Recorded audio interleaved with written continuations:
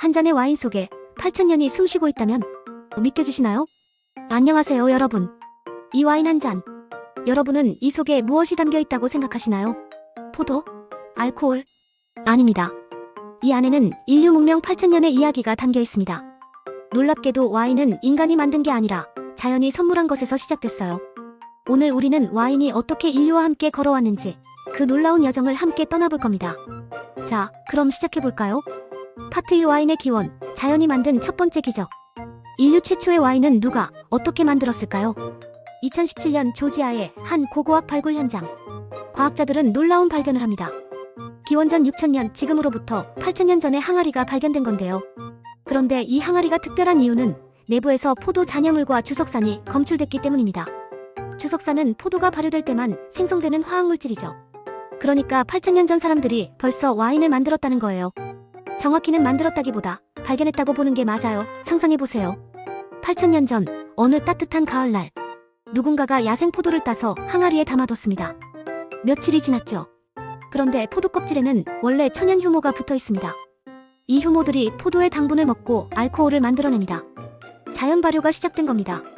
어느 날 이 항아리를 열어본 사람은 깜짝 놀랐을 겁니다. 달콤한 포도즙이 아니라 독특한 향과 맛을 가진 액체로 변해 있었으니까요. 그리고 마셔보니 기분이 좋아지는 거예요.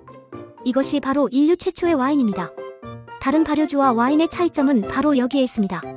맥주는 곡물을 으깨고 끓이는 과정이 필요합니다. 하지만 와인은 포도를 그냥 두기만 해도 됩니다. 포도 껍질의 효모가 알아서 일을 하니까요. 이것이 바로 와인이 인류 역사상 가장 오래된 알코올 음료 중 하나가 된 이유입니다. 흥미롭게도 비슷한 시기 중국 랴오닝 지역에서도 발효주의 흔적이 발견됩니다. 하지만 이건 쌀, 꿀, 산사나무 열매를 섞은 혼합 발효주였죠. 반면 조지아의 와인은 순수하게 포도만으로 만들어진 것이었습니다. 그럼 왜 포도였을까요? 다른 과일도 많잖아요. 좋은 질문이에요. 포도가 특별한 이유는 세 가지입니다. 첫째, 포도는 당도가 높아서 알코올 발효가 잘 됩니다. 둘째, 포도 껍질에 천연 효모가 풍부합니다. 셋째, 포도는 건조한 기후에서도 잘 자라서 중동과 지중해 지역에 많았죠. 결국 자연이 인류에게 준 완벽한 선물이었던 겁니다. 조지아에서 시작된 이 작은 발견이 어떻게 인류 문명 전체를 바꾸게 될까요? 와인은 곧 단순한 음료를 넘어 의식의 도구, 부의 상징, 그리고 문화의 중심이 됩니다. 파트 2 이집트와 메소포타미아, 신과 왕의 음료.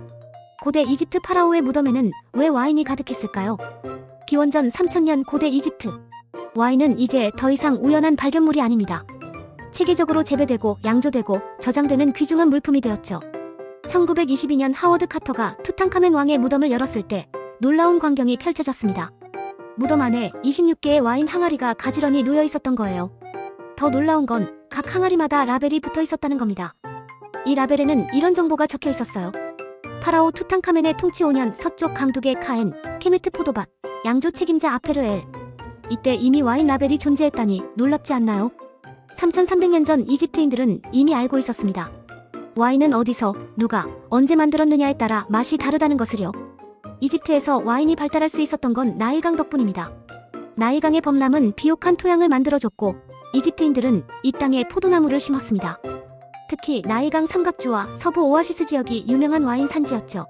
하지만 이집트에서 와인은 모두가 마실 수 있는 게 아니었습니다. 파라오와 귀족, 신전의 사제들만이 와인을 마실 수 있었어요. 일반 백성들은 맥주를 마셨죠. 왜일까요? 와인은 생산량이 적고 만들기 어려웠기 때문입니다. 그래서 와인은 곧 권력의 상징이 되었습니다. 같은 시기 메소포타미아에서는 와인이 중요한 교역품이 됩니다. 수메르와 바빌로니아의 상인들은 와인을 멀리 인도와 아프가니스탄까지 운반했어요. 와인 한 항아리의 가치는 양 몇 마리와 맞먹었죠. 당시 점토판 기록을 보면 이런 문구가 나옵니다. 좋은 와인 한 항아리는 왕의 선물이요. 나쁜 와인은 노예의 벌이로다. 와인은 이미 품질의 차이가 인정받고 있었던 겁니다. 이 시기에 중요한 기술 혁신이 일어납니다. 바로 밀봉 항아리의 등장이죠.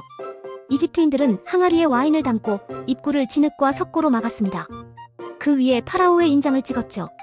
이렇게 하면 와인을 몇 년 동안 보관할 수 있었어요. 그럼 그때도 빈티지 개념이 있었던 거네. 정확합니다, 아빠. 오래된 와인일수록 귀했고 특별한 의식에만 사용됐어요. 이집트와 메소포타미아에서 와인은 단순한 음료를 넘어섰습니다. 신에게 바치는 제물이자 왕의 권위를 보여주는 상징이자 부를 축적하는 수단이 된 거죠. 그리고 이 와인 문화는 곧 지중해 전역으로 퍼져나갑니다. 파트 3 그리스 로마 제국 와인의 황금시대. 고대 그리스인들은 왜 와인에 물을 타서 마셨을까요? 기원전 800년 지중해 그리스인들이 등장하면서 와인의 역사는 새로운 장을 엽니다. 이제 와인은 신화가 되고 철학이 되고 예술이 됩니다. 그리스 신화에는 와인의 신이 있습니다. 바로 디오니소스죠. 디오니소스는 제우스의 아들로 인간들에게 포도나무 재배법과 와인 만드는 법을 가르쳐줬다고 합니다. 하지만 디오니소스는 단순한 술의 신이 아닙니다. 그는 광기와 황홀, 해방과 축제의 신이었어요. 왜일까요? 와인이 사람들을 평소와 다른 상태로 만들기 때문입니다. 와인을 마시면 억압된 감정이 해방되고 사회적 위계가 무너지죠. 고대 그리스의 심포지움은 단순한 술자리가 아니었습니다. 철학자들이 모여 와인을 마시며 진리를 토론하는 자리였죠. 소크라테스, 플라톤, 아리스토텔레스 모두 심포지움에서 대화를 나눴어요. 그런데 왜 그리스 와인에 물을 탔을까요? 고대 그리스인들은 순수한 와인을 마시는 걸 야만인의 짓이라고 생각했어요. 문명인이라면 와인에 물을 타야 한다고 믿었죠. 보통 와인 1에 물 3 정도의 비율이었습니다. 이유는 두 가지였어요. 첫째, 고대 와인은 알코올 도수가 높고 너무 진했습니다. 둘째, 와인을 마시는 목적은 취하는 게 아니라 대화를 나누는 거였으니까요. 순수 와인을 마시는 건 디오니소스 제정 같은 특별한 날에만 허용됐습니다. 기원전 146년 로마가 그리스를 정복합니다. 하지만 와인 문화만큼은 그리스가 로마를 정복했죠. 로마인들은 그리스의 와인 문화를 열정적으로 받아들입니다. 그리고 여기에 로마만의 독특한 요소를 더합니다. 바로 확장이었죠. 로마군이 가는 곳마다 포도나무가 심어졌습니다. 왜일까요? 로마 군인들의 일일 배급품에 와인이 포함되어 있었기 때문입니다. 포스카라고 불리는 신와인을 물에 타서 매일 마셨어요. 그래서 로마군이 갈리아를 정복하면 갈리아에, 히스파니아를 정복하면 히스파니아에, 게르마니아로 가면 게르마니아에 포도밭을 만들었습니다. 오늘날 프랑스의 보르도, 부르고뉴, 롬벨리, 이탈리아의 토스카나, 독일의 모젤, 스페인의 리오아. 이 모든 유명한 와인 산지의 뿌리가 바로 이때 형성된 겁니다. 로마 제국이 무너진 건 서기 476년이지만 로마가 심은 포도나무는 2000년이 지난 지금도 와인을 만들어내고 있습니다. 로마 시대의 또 다른 혁신은 바로 나무 배럴입니다. 그 전까지는 암포라라는 항아리에 와인을 저장했어요. 하지만 암포라는 무겁고 깨지기 쉬웠죠. 갈리아 현재 프랑스 지역의 켈트족들은 나무통을 사용했습니다. 로마인들이 이걸 보고 천재적인 아이디어라고 생각했어요. 나무 배럴은 가볍고 굴려서 운반할 수 있고 와인에 독특한 풍미까지 더해졌습니다. 그래서 지금도 오크통에서 와인을 숙성시키는 거랍니다. 2000년 전 로마인들의 발견이 지금도 사용되고 있는 거죠. 로마에서 와인은 모든 계층이 마시는 음료가 됩니다. 황제는 최고급 팔레르노 와인을 마셨고 귀족들은 그리스산 와인을 선호했으며 평민들은 저렴한 로컬 와인을 마셨죠. 와인은 연회에서, 목욕탕에서, 포럼에서, 심지어 검투사 경기장에서도 마셨습니다. 로마의 시인 호라티우스는 이렇게 말했죠. 와인 없는 삶은 무엇인가? 와인은 신들이 인간에게 준 가장 큰 선물이로다. 그리스와 로마 시대, 와인은 완전히 다른 차원으로 진화했습니다. 신화의 소재가 되고, 철학의 동반자가 되고, 제국 확장의 도구가 되고, 일상의 일부가 되었죠. 그리고 로마 제국이 무너진 후, 와인의 역사는 또 다른 곳으로 이어집니다. 파트 4 중세와 근대, 수도원에서 샹파뉴까지. 중세 수도사들은 왜 와인 만드는데 평생을 바쳤을까요? 서기 476년 서로마 제국이 멸망합니다. 유럽은 혼란에 빠졌고 문명은 후퇴하는 것처럼 보였죠. 하지만 한 곳만은 달랐습니다. 바로 수도원이었어요. 중세 수도원에서는 와인이 필수품이었습니다. 왜일까요? 미사 때 그리스도의 피를 상징하는 와인이 필요했기 때문이죠. 하지만 수도사들은 여기서 멈추지 않았습니다. 그들은 와인 만들기를 하나의 신앙행위로 승화시켰어요. 수도사가 와인을? 놀랍게도 중세 최고의 와인 전문가들은 수도사들이었어요. 시토에와 베네딕토의 수도사들은 수백 년 동안 포도밭을 가꾸며 중요한 발견을 했습니다. 첫째, 같은 포도 품종도 땅에 따라 맛이 다릅니다. 둘째, 언덕의 방향과 높이가 품질에 영향을 줍니다. 셋째, 토양의 종류가 와인의 특성을 결정합니다. 이것이 바로 오늘날 때루아르 개념의 시작입니다. 특히 프랑스 부르고뉴 지역의 시토의 수도사들은 놀라운 작업을 합니다. 그들은 땅을 아주 작은 구획으로 나누고 각 구획에서 나는 와인을 수십 년간 기록했어요. 그리고 어느 땅이 최고의 와인을 만드는지 알아냈죠. 오늘날 세계에서 가장 비싼 와인들이 나오는 그랑 크리 포도밭들. 이 구획은 700년 전 수도사들이 만든 겁니다. 1693년 프랑스 북부 샹파뉴 지역 오빌레 수도원의 돔 페리뇽이라는 수도사가 이상한 현상을 발견합니다. 병에 담아둔 와인이 저절로 발포하는 거예요. 사실 이건 실수였습니다. 샹파뉴 지역은 북쪽이라 가을에 기온이 빨리 떨어져요. 그러면 발효가 덜 된 상태로 겨울을 나게 되죠. 봄이 되어 다시 따뜻해지면 병 안에서 남은 당분이 발효되면서 이산화탄소가 생깁니다. 그래서 거품이 생기는 거예요. 실수로 만들어진 거죠. 처음엔 그랬어요. 하지만 돔 페리뇽은 여기서 가능성을 봤습니다. 그는 이 거품을 일부러 만드는 방법을 연구했어요. 그리고 코르크 마개와 두꺼운 병을 사용해서 압력을 견디게 만들었죠. 이것이 바로 샴페인의 탄생입니다. 17세기는 와인 역사의 또 다른 터닝 포인트입니다. 영국에서 유리병 제조 기술이 발전했고 포르투갈에서 코르크 마개가 도입됐어요. 이 두 가지가 결합되면서 와인을 장기 보관할 수 있게 됐습니다. 그 전까지 와인은 2년 안에 마셔야 했거든요. 하지만 이제 와인을 10년, 20년, 심지어 50년도 보관할 수 있게 됐습니다. 이것이 빈티지 와인의 시작입니다. 좋은 해에 만든 와인을 오래 보관하면 더 깊고 복잡한 맛이 난다는 걸 발견한 거죠. 16세기 대항해 시대가 시작됩니다. 스페인과 포르투갈 선교사들은 신대륙에 가면서 포도나무를 가져갔어요. 미사를 드리려면 와인이 필요했으니까요. 1524년 멕시코에 첫 포도밭이 만들어집니다.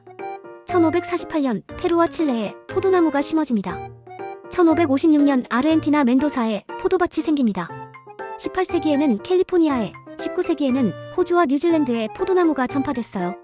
와인이 전 세계로 퍼진 시기입니다. 하지만 이 신대륙 와인들은 한참 동안 유럽 와인의 그림자에 가려져 있었습니다. 그들이 세계 무대에 등장하는 건 20세기의 일이죠. 중세와 근대를 거치며 와인은 더 정교해졌습니다. 수도원의 헌신이 때루아르를 발견했고 병과 코르크가 숙성을 가능하게 했고 대항해 시대가 와인을 전 세계로 퍼뜨렸습니다. 그리고 20세기 와인의 역사는 또 한 번 크게 흔들립니다. 파트 5 현대 와인 산업, 파리의 심판과 새로운 시대. 1976년 어느 날 와인 세계에 무슨 일이 일어났을까요? 1976년 5월 24일 파리. 한 와인 시음회가 열립니다. 프랑스 와인과 캘리포니아 와인을 블라인드 테스팅하는 자리였죠. 심사위원은 모두 프랑스 최고의 와인 전문가들이었어요. 그들은 자신만만했습니다. 당연히 프랑스 와인이 이길 거라고 생각했죠. 하지만 결과는 충격적이었습니다. 화이트 와인 부문 1등 캘리포니아 샤토 몬텔레나, 레드 와인 부문 1등 캘리포니아 스텍스립 와인 셀러. 프랑스 사람들이 캘리포니아 와인을 1등으로 뽑았다고요? 그들도 믿을 수 없었어요. 어떤 심사위원은 자기 점수지를 돌려달라고 했을 정도였죠. 이 사건은 파리의 심판이라고 불립니다. 이날 이후 와인 세계의 지도가 바뀝니다. 신대륙 와인이 구대륙 와인만큼, 아니 어쩌면 더 훌륭할 수 있다는 게 증명된 거죠. 하지만 프랑스는 여기서 포기하지 않았습니다. 그들은 오히려 자신들의 강점을 더 강화했어요. 바로 때루아르입니다. 때루아르는 단순히 토양만을 의미하지 않습니다. 기후, 지형, 토양 그리고 수백 년의 전통과 노하우까지 포함하는 개념이죠. 프랑스 와인은 우리는 포도주가 아니라 장소를 판다는 철학을 더욱 강조했습니다. 21세기에 들어서며 와인은 더욱 다양해집니다. 내추럴 와인 화학 첨가물을 최소화하고 자연 발효에 의존하는 와인, 오렌지 와인, 화이트 와인, 포도를 레드 와인처럼 껍질째 발효시킨 와인, 비건 와인, 동물성 정제제를 사용하지 않은 와인, 지속 가능한 와인, 유기농 바이오다이나믹 농법으로 만든 와인. 소비자들의 취향도 다양해졌습니다. 어떤 사람은 전통을 좋아하고 어떤 사람은 실험을 좋아하죠.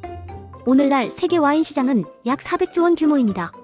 주요 생산국 1위 이탈리아, 2위 프랑스, 3위 스페인. 하지만 신대륙도 만만치 않습니다. 칠레, 아르헨티나, 호주, 뉴질랜드, 남아공 모두 세계적인 와인을 생산하고 있죠. 그리고 최근에는 중국, 일본, 한국에서도 와인을 만들고 있습니다. 와인 한 잔에 지구 반바퀴의 역사가 담겨 있습니다. 여러분이 마시는 와인 한 잔에는 8,000년의 역사와 수십 개 나라의 문화와 수백만 명의 땀과 열정이 담겨 있습니다. 우리는 오늘 와인의 8,000년 역사를 함께 여행했습니다. 조지아의 항아리에서 시작된 작은 발견이 이집트 파라오의 무덤을 채웠고 그리스 철학자들의 대화를 촉발했고 로마 군단과 함께 유럽 전역에 퍼졌습니다. 중세 수도사들이 신에 대한 사랑으로 완성했고 항해자들이 신대륙으로 전파했고 현대의 와인 메이커들이 끊임없이 혁신하고 있습니다. 여러분, 그럼 와인은 뭘까요? 와인은 단순한 음료가 아닙니다. 와인은 인류 문명과 함께 숨쉬어온 문화유산입니다. 와인은 자연과 인간의 협업입니다. 와인은 시간을 담는 그릇입니다. 오늘 저녁 와인 한 잔을 기울이신다면 잠시 멈춰 생각해보세요. 이 한 잔 속에 담긴 수천 년의 이야기를, 이 맛을 만들기 위해 땅을 일군 사람들을, 포도를 수확하고 발효시키고 숙성시킨 장인들의 손길을. 그리고 이 순간 여러분은 8,000년 역사와 연결되어 있습니다.